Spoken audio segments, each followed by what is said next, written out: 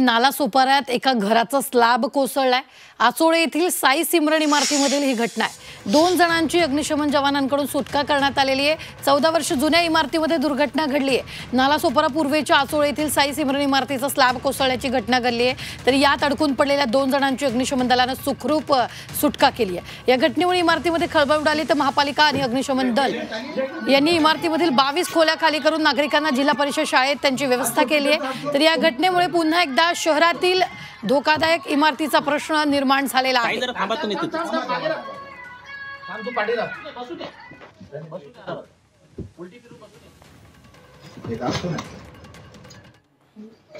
तरी दृश्य आपण पाहतोय, घराचा स्लॅब कोसळल्यामुळे 2 जणांची अग्निशमन जवानांकडून सुटका करण्यात आल्याचं पाहायला मिळतंय।